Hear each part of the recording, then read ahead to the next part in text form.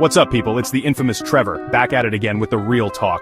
Today we're diving deep into the drama unfolding between the US and China. It's a trade war, folks. A full-blown tariff tango, and the world is watching with bated breath. But here's the thing. This ain't just about numbers and economics. No, sir. This is about power, about perception, and about who gets to call the shots in the global marketplace. Now I know what you're thinking. Trevor, this sounds complicated. Can you break it down for a brother? You know I got you. We're gonna unpack this whole mess step by step, and trust me, it's gonna get interesting. We're talking hidden truths, unexpected opportunities, and a whole lot of irony. So buckle up, Buttercup, because things are about to get real. US shots fired. The Cheeto cannon. Alright, let's start with the basics. The US, under the brilliant leadership of, well, let's just say they decided to slap some hefty tariffs on Chinese goods. We're talking hundreds of billions of dollars worth of stuff. Everything from electronics to clothing, you name it. Why? Well, the official reason is to protect American jobs and industries. But let's be real, folks. It's all about power.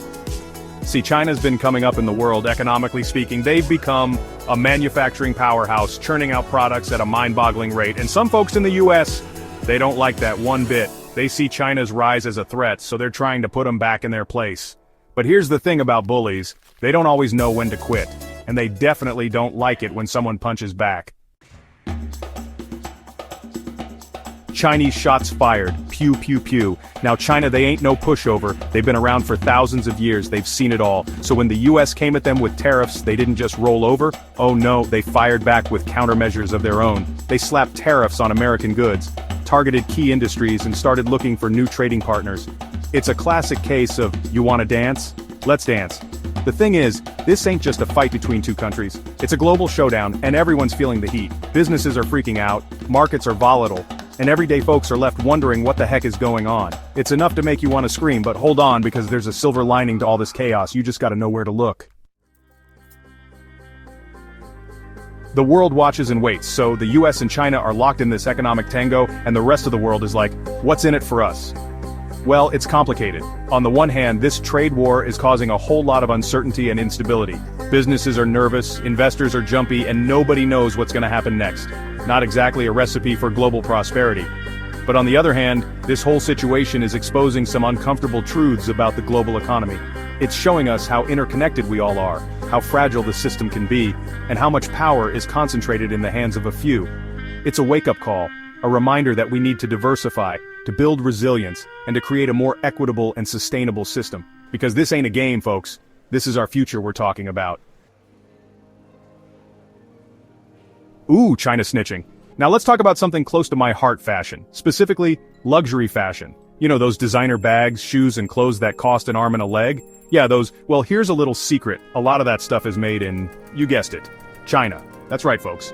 Those high-end brands, the ones that charge you a small fortune for their products, they're often getting those products made in Chinese factories for a fraction of the price. And here's the kicker, they're not exactly shouting about it. No, sir. They want you to believe that their products are made with the finest materials and craftsmanship by skilled artisans in some far-off exotic land. But the truth is, a lot of it is coming straight from the factories of China. And the markup? Let's just say it's enough to make your head spin. But hey, at least you're paying for the brand name, right?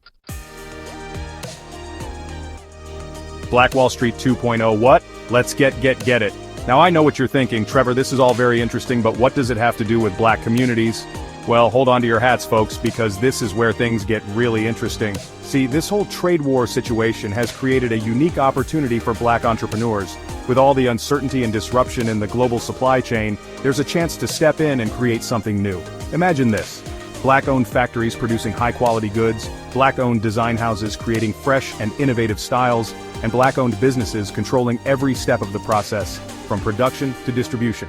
It's a chance to build generational wealth, to create jobs and opportunities, and to reclaim our economic power. It's time for Black Wall Street 2.0, baby. Black Hack, embracing AI for economic empowerment. For too long, black communities have been relegated to the sidelines of the tech revolution. We've been consumers, not innovators. But this trade war, with all its chaos and disruption, has opened up a window of opportunity. A chance to flip the script, to rewrite the rules, and to create our own lane. We have the talent, we have the vision, and now, we have the opportunity. Let's build our own brands, our own AI-powered supply chains, and our own distribution networks. Let's show the world that black excellence extends beyond music, sports, and entertainment. Let's show them that we can create luxury, that we can define style, and that we can dominate the global marketplace with AI. This ain't just about fashion, folks. This is about economic justice. It's about leveling the playing field, about breaking down barriers, and about creating a world where everyone has the opportunity to succeed. For too long, we've been told that the system is rigged, that the odds are stacked against us, and that we should just accept our lot in life. But I'm here to tell you that we don't have to accept anything. We have the power to change the game, to rewrite the rules, and to create a more just and equitable world. It starts with us, with our communities, and with our willingness to stand up and demand better. Let's rise up and create the future we deserve. This is our moment, folks. A moment to reclaim our power, to redefine our narrative, and to build a better future for ourselves and for generations to come. It won't be easy, it won't happen overnight, but it's a fight worth fighting. Let's embrace the challenge, let's seize the opportunity, and let's create a world where everyone has a seat at the table. Plug in, folks. Like, comment, subscribe, and hit the bell icon to be notified of new videos. Yours, mine, ours, a world reclaimed.